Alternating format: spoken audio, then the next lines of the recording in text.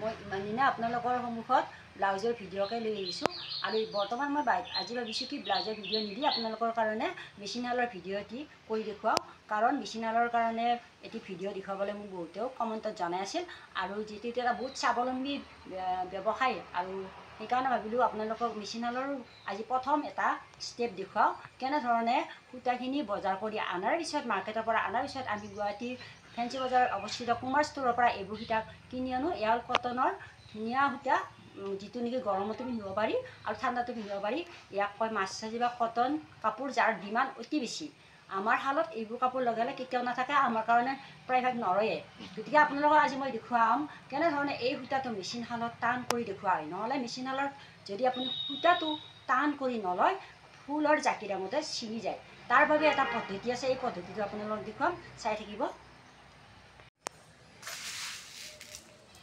এয়া চাকুদানা, এইটো আমি প্ৰথম উতলাই গৰম পানীত গলাই ল'ম যাতে ইয়াৰ এটাও দানা হিচাপে নাথাকে। দানা হিচাপে থাকিলে ইয়াতে সূতাত লাগি ধৰিব আৰু ইয়াৰ আমি কি কৰিব নোৱাৰোঁ, ববিন কেঁচা ল'ব নোৱাৰিম। সেইবাবে এইটো কি কৰা হৈছে এনেধৰণে এয়া আমি দেখুৱাইছোঁ আপোনালোকক চাকুকেইটা। আপুনি চাকু নল'লে ময়দাও ল'ব পাৰে। 4 কিলো সূতাত 3 পোৱা ময়দা নাইবা 3 পোৱা চাকু ল'ব। কিমান সূতাত? 4 কিলো সূতাত 3 পোৱা নাইবা 3 পোৱা চাকু আৰু 3 পোৱা ময়দা, যিকোনো এটা আপোনালোকে চিলেক্ট কৰিব পাৰে। এয়া মই পগাই লৈছিলোঁ আৰু এতিয়া মই চেকি দেখুৱাম কেনেধৰণে ইয়াত দানা থাকিবও পাৰে 2 এটা। তাক মই চেকি দেখুৱাম। এখন পাতল আঁঠুৱা লৈছোঁ, আঁঠুৱাৰ পুৰণা কাপোৰ, আপোনালোকে যিকোনো কাপোৰ এখন ল'ব পাৰে। এনেধৰণে চেকি ল'ম যাতে এটাও দানা নাথাকে। এয়া দেখিছেনে অলপ দানা আছিলে, এইখিনি যদি পাৰ হৈ তলৰ ফালে যায় আৰু সূতাত লাগি ধৰিব, লগতে সূতাবোৰ ছিঙিব আৰু দিগদাৰ কৰিব। সেইবাবে এই ব্যৱস্থা কৰা হয়। আপোনালোকে এনেধৰণে ব্যৱস্থা কৰি ল'ব। এইখন এখন আঁঠুৱাৰ পুৰণা কাপোৰ, আপোনালোকে যি কাপোৰ পাতল পাই ল'লেই হ'ল। এয়া চাব, এতিয়া মই বেলেগকৈ সূতাবোৰ ইয়াত এনেধৰণে হাতেৰে চুব পৰা গৰম হৈ আছে। ইয়াত অলপ গৰম লাগিব পানীটো, হাতেৰে চুব পৰাকৈ আপোনালোকে পানীটো গৰম কৰি ল'ব, নহ'লে সূতাটো টান নহ'ব। এনেধৰণে সূতাটো ঘূৰাই ল'ম যাতে গোটেইখিনি তিয়াই তিতি যায়। সূতাখিনি তাতো এনেধৰণে গোটেই তিতি যাব লাগিব। এয়া দেখিছেনে এনেধৰণে কৰাৰ পিছত এতিয়া হাতেৰে চুব পৰা গৰম ল'ব। কিন্তু ঠাণ্ডা ল'লে সূতাটো টান নহ'ব আৰু পানীটো গাখীৰ আৰু পানী মিহলালে যেনে হয় তেনেধৰণে লাইটলি ল'ব। চাকুৰ পানীটো লাইটলি ল'ব, ডাঠ কৰি নল'ব। ডাঠ কৰি ল'লে সূতাটো আপুনি ল'ব নোৱাৰিব। সেইকাৰণে মই পাতলকৈ পানীটো দিছোঁ। এতিয়া ইয়াক এনেধৰণে চেকিম। এনেধৰণে চেকি পানীটো উলিয়াব লাগিব আৰু মাৰ্কেটৰ পৰা আনোতে সূতাটো যেনে আছিল তেনেকুৱা হ'ব লাগিব যাতে অলপো পানী নাথাকে। এই পানীখিনি হাতেৰে যদি আপুনি গুচাব নোৱাৰে গোটেইখিনি পানী, তেতিয়াহ'লে আমি কি কৰোঁ, বহুত সূতা একেলগে যিহেতু কৰোঁ, আমি কাপোৰ লওঁ, ডাঙৰ ডাঙৰ কাপোৰবিলাক অলপ কটনৰ লৈ পানীটো এনেকৈ চেপিবলৈ চেষ্টা কৰোঁ যাতে অকণমানো পানী নাথাকে। পানী থাকিলে আপুনি চাইকেল লৈ ঘূৰাব নোৱাৰিব। এতিয়া চাব, মই পানীখিনি ৰোৱা পানীখিনি কেনেধৰণে আকৌ গোটেইখিনি নাইকিয়া কৰিবলৈ চেষ্টা কৰিম। এনেধৰণে এখন কটনৰ গামোচা লৈছোঁ আৰু এইধৰণে সূতাটো সোমাই দিছোঁ, দি এতিয়া আকৌ চেপিম। প্ৰত্যেক মুঠা সূতা এনেধৰণে চেপা হয়। এইটো কটনৰ সূতাৰ ক্ষেত্ৰতে প্ৰযোজ্য হয় দেই। আপোনালোকে বাকী নুনি পাট বোলে এইবিলাক ব্যৱস্থা নাথাকে, অকল কটনৰ সূতাৰ কাৰণে বা কেঁচা সূতাৰ কাৰণে এইটো কৰা হয়। এয়া দেখিছে সূতাখিনি মই কাপোৰেৰেও চেপি ল'লোঁ। এতিয়া ইয়াত অকণমানো পানী নাই। যিখিনি পানী ৰ'ব, কিবা যদি আচল পানী, সেইখিনি মই ইয়াত এতিয়া টাইলছৰ ওপৰত এনেধৰণে আঁচৰি ল'ম। আঁচৰি ল'লে এডাল এডাল হৈ যাব সূতাবিলাক। দেখিছেনে কেনেকুৱা কোমল কোমল হৈ গ'ল, এডাল এডাল হ'ব। এনেকৈ আপোনালোকক আঁচৰি ল'ব, একো কষ্ট নাই, কৰি খুবেই ভাল লাগে। যেতিয়া আপোনালোকৰ হেভি হ'ব আৰু আপুনি কোনোবা বান্ধৱীৰ লগত ল'ব পাৰে, মই কিন্তু সদায় অকলে কৰোঁ। এয়া চাব কি ধুনীয়া হৈ গ'ল সূতাখিনি। এতিয়া মই ইয়াক এডাল বাঁহৰ তাৰত আপোনালোকক মেলি দেখুৱাম। এয়া দেখিছে সূতাখিনিৰ মাজেৰে মই ধুনীয়াকৈ এডাল ৰছীৰে এনেধৰণে প্ৰত্যেক মুঠা সূতা ৰছীৰে গাঁঠি দি লওঁ যাতে সূতাটো মেলিবলৈ সুবিধা হয় আৰু খেলি মেলি হৈ সূতাৰ মাজত এটা জোঁট লাগি নাযায়। সেইকাৰণে এনেধৰণে আপোনালোকেও দিব আৰু এই ৰছীডালৰ মাজেৰে বাঁহ ভৰাই দিব। এনেধৰণে বাঁহ ভৰাই দিব।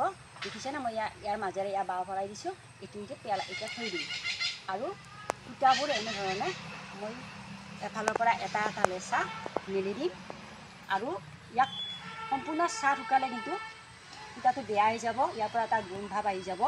কাৰণ চাকু থাকে লগত সেইকাৰণে সূতাটো আমি ৰ'দত শুকাওঁ এটা বেলা ৰ'দত শুকাওঁ তাৰপিছত চাউলৈকে লৈ গ'লেও কোনো কথা নাই আপোনালোকেও এনেধৰণে ৰ'দত শুকাবলৈ চেষ্টা কৰিব অলপ আধা বেলা বা 1 ঘণ্টামান ৰ'দত শুকাব তাৰপিছত চাত দিব আৰু সূতাটো এনেধৰণে জোকাৰি দিব আপোনালোকে সুন্দৰভাৱে চেৰেকীত যঁতৰৰ সহায়ত ঘূৰাবলৈ সক্ষম হ'ব আৰু এই কাম আমি বহুত বছৰৰ পৰা কৰি আছোঁ আমি আমনি নাপাওঁ মই কাৰণ স্কুলতো কাম কৰোঁ আজি পুৱাৰ ভাগত কাম স্কুল আছিলে স্কুলৰ পৰা আহি এতিয়া মই আকৌ আবেলি সূতাবোৰ এনেধৰণে কৰি লৈছোঁ যাতে সোনকালে হয় কিন্তু আপোনালোকে ভাবক শালৰ বিজনেছ এটা কিমান ধুনীয়া প্ৰফিটেবল বিজনেছ যাৰ কাৰণে আমি কষ্ট কৰি হ'লেও এই কামটো কৰোঁ তাতকৈ বেছি প্ৰফিটেবল যদি কটনৰ কাপোৰৰ আপোনালোকে ব্যৱহাৰ কৰে বা ব্যৱসায় কৰে কাষ্টমাৰে আপোনালোকৰ পৰা কেতিয়াও নোলোৱাকৈ নাথাকে আপোনালোকে কৰিবলৈ লওক আৰু মই এই ষ্টেপবিলাক শালৰ আপোনালোকক A to Z এফালৰ পৰা শিকাই দিম আপোনালোকে অকণমানো নজনাকৈ নাথাকিব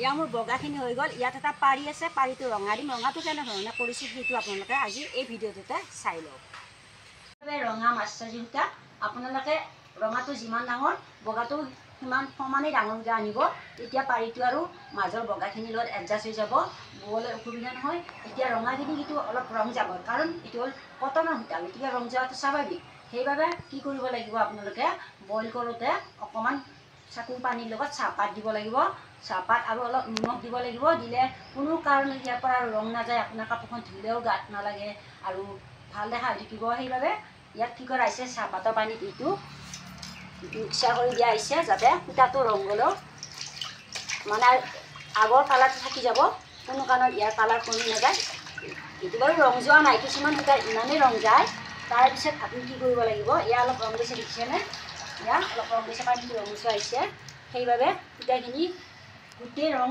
নোহোৱা কৰিবৰ কাৰণে এইবাৰ এয়া ঠাণ্ডা পানীত এনেধৰণে ধুই দিছোঁ যাতে কোনো ধৰণৰ ৰং ইয়াত লাগি নাথাকে নহ'লে কাষ্টমাৰে নিয়াৰ পিছত অবজেকশ্যন দিব যে পাৰিটোৰ পৰা কালাৰ লাগি গ'ল কাপোৰখনত প্ৰয়োজন হ'লে কিছুমান কাষ্টমাৰে কি কৰিব আপোনাক ঘূৰাই দি যাব যাৰ কাৰণে আমাৰ কাম সদায় নিখুঁত অতি কষ্টৰে এই কাম কৰোঁ আমাৰ কোনো অবজেকশ্যন নাই কামত আপোনালোকেও এনেধৰণে কৰিবলৈ চেষ্টা কৰিব আপুনি কোনো অসুবিধা নাপায় কাৰণ কৰ্মই মানুহৰ জীৱন কৰ্ম কৰিবলৈ শিকক সেইবাবে মই নিজেও কষ্ট কৰি আপোনালোকক ভিডিঅ'ত মেচিনালৰ প্ৰথম ষ্টেপ সূতাটো কেনেধৰণে টান কৰা হয় এইকাৰণে টান কৰা হয় যে যেতিয়া আপুনি ফুল দাঙিব এইটো মেচিনালৰ ক্ষেত্ৰত প্ৰযোজ্য ফুল দাঙিলে সূতাটো ছিঙি যাব কাৰণ মেচিনত আমাৰ সূতাটো যেতিয়া জাকিটো দাঙি ফুল পাৰিম তেতিয়া সূতাটো ছিঙাৰ ভয় থাকে কাৰণে এই ব্যৱস্থা কৰা হয় ময়দাৰে টান কৰা হয় নহয় চাকু পানীৰে টান কৰা হয় আপোনালোকে এনেধৰণে টান কৰি ল'ব একো অসুবিধা নাপাব ধুনীয়াকৈ আপোনাৰ বিজনেছ চলি যাব আৰু এটা স্বাৱলম্বী ব্যৱস্থা আপোনালোকৰ হাতত আহি যাব